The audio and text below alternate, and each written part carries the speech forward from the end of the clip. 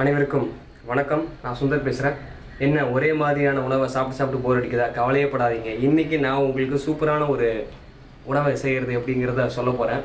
ஆனால் என்ன, இது கொஞ்சம் காஸ்ட்லியான உணவு. அதனால் என்றைக்காவது ஒரு பண்டிகை காலங்களில் மற்றவங்க இந்த தீபாவளி, பொங்கல் இந்த மாதிரி பல பண்டிகைகள் கொண்டாடுறாங்க. அன்னைக்கு ஆடம்பரமான ஒரு 15 வகையான ஐட்டம் இந்த மாதிரிலாம் காஸ்ட்லியாக சமைச்சு அனுபவிக்கிறாங்க பார்த்தீங்களா? அந்த மாதிரி இந்த ஒரு உணவை நம்ம கருதலாம். என்னைக்காவது ஒரு நாள் நம்மளுடைய ஒரு திருப்திக்காக, ஒரு சந்தோஷத்துக்காக இந்த மாதிரியான ஒரு சலியற்ற உணவை நம்ம சாப்பிட்டு அனுபவிக்கலாம். அதுக்கான ஒரு ஆரோக்கியத்துக்கான ஒரு செய்முறை ரெசிபி தான் நான் இப்போ உங்களுக்கு கொடுக்க போகிறேன். எந்த உணவு அப்படிங்கிறத நம்ம வீடியோக்குள்ளே போய் பார்க்கலாம் வாங்க. இப்போது இந்த உணவு செய்கிறதுக்கு நமக்கு தேவையான பொருட்கள் என்னன்னு கேட்டிங்கன்னா, இந்த பேபிகார்ன்னு சொல்லுவாங்க இதுக்கு பேர். இந்த உணவு நமக்கு தேவை. ஒரு சில பேர் சொல்லுவாங்க இந்த பேபிகார்ன்னு சொல்லக்கூடிய இந்த உணவானது ஜெனட்டிக்கலி மாடிஃபைடு அப்படின்னு சொல்லுவாங்க. அதுக்கு பின்னாடி இருக்கக்கூடிய அந்த உண்மை என்னங்கிறத இப்போ நான் உங்களுக்கு புரிகிற மாதிரி, நான் புரிஞ்சுக்கிட்ட விதத்தில் விளக்குறேன். உங்களுக்கு இது ஏற்றுக்கிற மாதிரி இருந்துச்சா நீங்கள் அதை ஏற்றுக்கலாம். இப்போது நம்ம பயன்படுத்துகிற உணவுகள் எல்லாமே ஹைப்ரிடைஸ் ஆன உணவுகள் அப்படின்னு சொல்லிட்டு கூட சொல்லலாம். உதாரணத்துக்கு நீங்கள் ஆய்வுகள்லாம் எடுத்து பார்த்தீங்கன்னா, இப்போ நம்ம சாப்பிடக்கூடிய தர்பூசணி சொல்லக்கூடிய பழமானது பலாயிரம் வருஷம் முன்னாடி, ஏன் பல லட்சம் வருஷம் முன்னாடி கூட சொல்லலாம். அது எப்படி இருக்குன்னா, இந்த மாதிரி சிவப்பாலாம் இருக்காதம்மா. இப்போது வெண்பூசணி இருக்குது பார்த்தீங்களா, அது மாதிரி லேசான வெண்மை நிறத்தில் இருக்கும். இடையில வந்து கொஞ்சம் கொஞ்சம் அங்கங்கே பிங்க் நிறம் இருக்குமாம்மா. பல வருடங்கள், பல லட்ச வருடங்கள் ஹைப்ரிடைசேஷனுக்கு அப்புறமா தான் இப்போ இந்த மாதிரி டார்க் ரெட்டாக மாறி இருக்குது. அது மட்டும் இல்லாமல் வாழைப்பழம் அந்த காலத்துலலாம் வந்து பார்த்தாக்க அந்த விதை இருக்குது பார்த்தீங்களா, அது வந்து ரொம்ப பெருசாக இருக்குமாம்மா. இப்போ தான் பொடியாக கடுகு சைஸ் கூட இல்லாத அளவுக்கு பொடி ஆயிடுச்சு. அந்த அளவுக்கு பெருசாக இருந்திருக்கு. அதனால் இப்போ நம்ம சாப்பிடக்கூடிய உணவுகள் எல்லாமே ஹைப்ரிடைஸான உணவுகள் தான். நேச்சுரல் எவல்யூஷன் மூலமாகவும் மனிதன் செயற்கையாக செய்யப்பட்ட இந்த உணவுகள், ஜிஎம்ஓ ஜெனட்டிக்கலி மாடிஃபைடு ஆர்கானிசம்ஸ்னு சொல்லுவாங்க, இது மூலமாகவும் மாறப்பட்ட ஒரு விஷயம்தான். உலகம் மாறிக்கிட்டே வருது. இந்த உடல் அதுக்கேற்ற மாதிரி மாறிக்கிட்டே வரும். இந்த மாதிரி உணவுகள் சாப்பிடாம தவிர்க்கிறது நல்லது தான், நான் இல்லைன்னு சொல்ல. ஆனால் இதில் தான் கிடைக்குது, சாப்பிட வேண்டிய ஒரு நிலைமை ஏற்பட்டாலும் சாப்பிட்டுக்கலாம். ஆனால் மறுபடியும் உடலை சுத்தம் பண்ணிக்கலாம். சரியான ஃபாஸ்டிங் நேரத்தை கொடுத்து உடம்பை நம்ம சுத்தம் பண்ணிக்கலாம். பெரிய குற்றம்லாம் ஒன்றும் கிடையாது. இன்னொரு விஷயம், கார்ன் சொல்லக்கூடிய சோளத்தில், மக்காச்சோளம் இருக்குது பார்த்தீங்களா, பெருசாக இருக்கும் இல்லையா, அதில் மாவுச்சத்து அப்படிங்கிறது அதிகம். அதை வேக வச்சு சாப்பிடக்கூடாது. ஆனால் இந்த பேபிகார்னில் பார்த்தீங்கன்னா மாவுச்சத்துங்கிறது ரொம்ப குறைவு. ஏன்னா அது முதிர்ச்சி அடையிறப்போ தான் அதில் ஸ்டார்ச்னு சொல்லக்கூடிய அந்த மாவுச்சத்தானது அதிகமாகுது. இப்போது இது குட்டியாக இருக்கிறதுனால மாவுச்சத்து அப்படிங்கிறது அதில் குறைவு தான். அதனால் அந்த உணவை நம்ம பயன்படுத்தலாம்.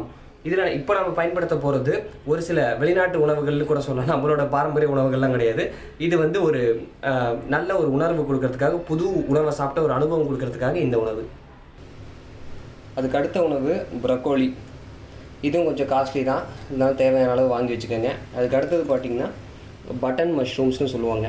இதை ஒரு சில பேர் கேட்டிருக்கீங்க, இது மாதிரி சளி இருக்கிற உணவாக என்னென்னு கேட்டிருக்கீங்க. இது வந்து ஃபங்கை இனத்தை சேர்ந்தது, ஒரு சளி இல்லாத உணவு தான். இதை வந்து நம்ம பயன்படுத்தலாம். அதுக்கு அடுத்த தேவையான பொருள் என்னென்னா வெங்காயம், பச்சை மிளகாய் தேவையான அளவு நறுக்கி வச்சுக்கோங்க.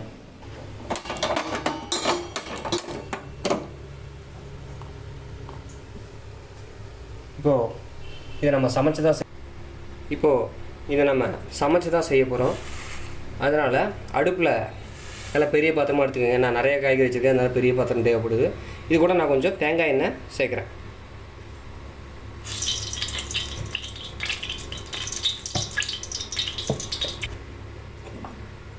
எண்ணெய் நல்லா காஞ்சதுக்கப்புறமா இதில் வெங்காயம்,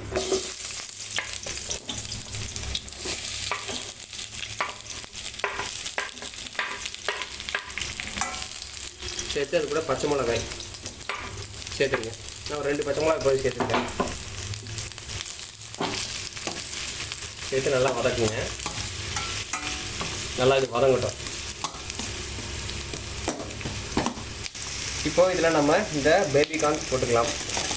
இது வந்து கொஞ்சம் வதங்கிறதுக்கு லேட் ஆகும், அதனால் இதை ஃபஸ்ட்டு போட்டுடலாம்.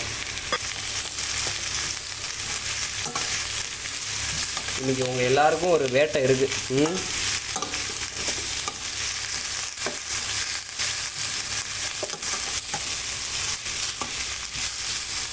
இது ஒரு 2 நிமிஷம் அப்படியே வதங்கட்டும்.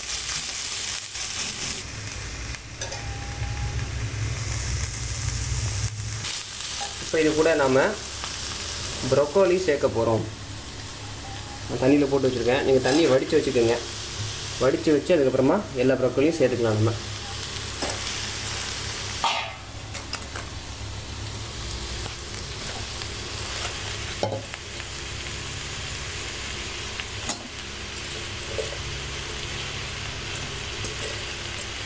கூட நான் இப்போ இந்த ப்ரொக்கோலியும் சேர்த்துட்டேன். கொஞ்சம் கலரி விடுவோம்.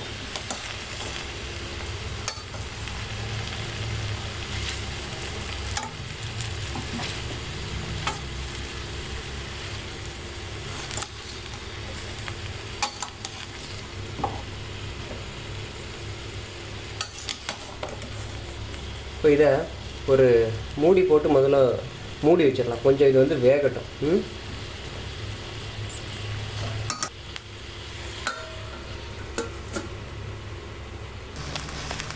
இதை வந்து கொஞ்சம் கலரி விடுவோம் அப்பப்போ. அப்போ தான் அது நல்லா வேகும். அடியில் இருக்கிறதுலாம் லைட்டாக தண்ணி தெளிச்சுக்குங்க. தண்ணி தெளித்தா இன்னும் சீக்கிரம் தண்ணி தெளித்து மூடி வச்சோன்னு நல்லா வேகும். இப்போது இந்த ப்ரொக்கோலி நல்லா வெந்துருச்சு. நான் நறுக்கி வச்சுக்க இந்த பட்டன் மஷ்ரூமை இதுக்குள்ளே போட போகிறேன். இதை கடைசியாக கொஞ்சம் போடலாம், ஏன்னா அது கொஞ்சம் வேகத்துக்கு நேரம் பிடிக்கும். அதனால் முதல்ல அதை போட்டுட்டு அது வெந்ததுக்கப்புறமா இது போடலாம். இது வந்து பார்த்திங்கன்னா இது கொஞ்சம் தண்ணி விடுது, கொஞ்சம் இது கடைசியாக போடலாம். சரிங்களா? இப்போது இது போட்டாச்சு. லைட்டாக கலரி விட்டு மூடி வைக்கலாம்.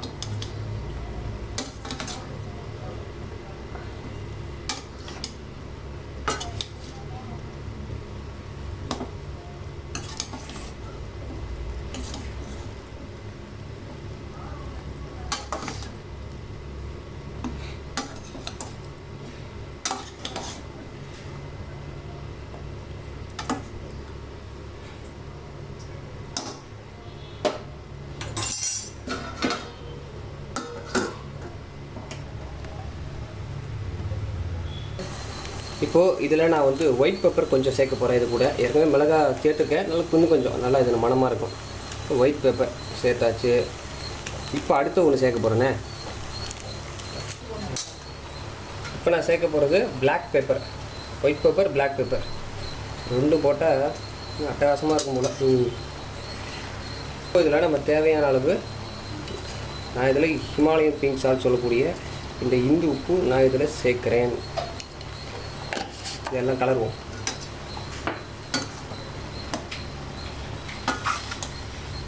இதில் அந்த மஷ்ரூம் சேர்த்ததுக்கப்புறமா நல்லா தண்ணி விடுது. அடியில் ஃபுல்லாக பாருங்கள், நிறைய தண்ணி வந்துடுச்சு. மஷ்ரூம் நிறைய நீர் சத்து இருக்குது போல். அது இப்போ சூடு பண்ணோன்னே அதெல்லாம் வெளில போகுது.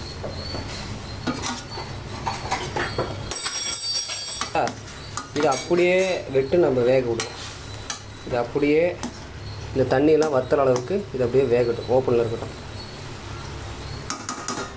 இது வந்து நம்ம இப்போது இந்த வீகன் நெய், தாவரத்துலேருந்து செய்யப்பட்ட ஒரு நெய், இது வந்து நம்ம கிடச்சிருக்கு. இது நமக்கு இதை வந்து நம்ம பயன்படுத்தலாம். இது கூட இது கொஞ்சம் மனம் தூக்கலாக காட்டணும். இது போட்டு இது கூட கொஞ்சம் கொத்தமல்லி தழை தூவி விட்டுருவோம். நல்லா சுவையை கூட்டிக்கிறோம்.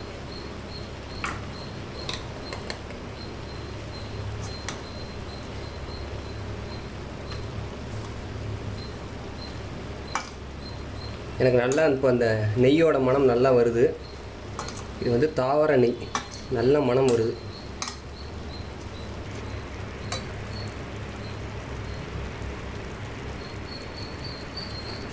கொஞ்சம் எடுத்து அதிகம் போட்டுருவோம். எதுக்கு அதை வச்சுக்கிட்டு.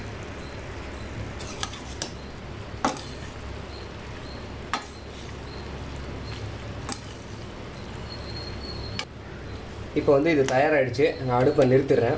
அடுப்பை நிறுத்திட்டு இதை எடுத்து நம்ம எப்படி இருக்குதுன்னு சொல்லிட்டு இப்போ நம்ம சாப்பிட்டு பார்க்கலாம். எடுத்து சாப்பிட்டு பார்ப்போம் எப்படி இருக்குதுன்னு சொல்லிட்டு. கண்டிப்பாக நல்லா தான் வந்திருக்கும், மனத்துலேயே நல்லா தெரியுது.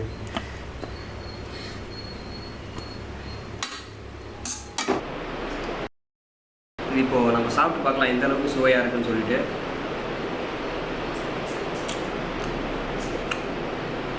அடா அடா அடா 5 ஸ்டார் ஹோட்டலில் போயிட்டு ஒரு 500 ரூபா 1000 ரூபா கொடுத்து ஏதாவது ஒன்று வாங்கி சாப்பிட்டோம்னா எவ்வளோ சுவையாக இருக்குமோ அந்தளவுக்கு சுவையாக இருக்குது. இதுக்கு நான் பேர் 5 ஸ்டார் ஹோட்டல் ரெசிபின்னு வைக்கலான்னு இருக்கேன், அந்தளவுக்கு சுவையாக இருக்குது. இந்த மஷ்ரூம் என்ன, இந்த வெங்காயம், ஆஹா, இந்த இது இருக்கும் பேபிகார்ன், அதுவும் நல்லா வந்திருக்கு. ப்ரக்கோலி எல்லாம் நல்லா வந்திருக்கு, அருமையாக இருக்குது. இப்போ இதை வந்து நீங்கள் வீட்டில் முயற்சி பண்ணி பாருங்கள். இந்த குழந்தைகள்லாம் ரொம்ப விருப்பப்பட்டு சாப்பிடுவாங்க. ஏன்னா புது வகையான உணவெல்லாம் காட்டினா அவங்களுக்கும் ஒரு சந்தோஷமாயிடும். நீங்களும் சாப்பிடுங்க. நல்லா சுத்தப்படுத்துகிற உணவு, நல்லா ஜீரணமாகும், சளியற்ற உணவு. இதை சாப்பிட்டு உங்களோட ஒரு சிறப்பான நாளை கொண்டாடிக்கங்க. அடுத்த காணொளியில் சந்திப்போம். இது பிடிச்சிருந்ததுன்னா இது எல்லாருக்கும் ஷேர் பண்ணி விட்டு செய்ய சொல்லுங்கள். நல்ல ஆடம்பரமான உணவு தான், ஒரு வாட்டி சாப்பிட்டு தான் பார்ப்போமே. நன்றி, வணக்கம்.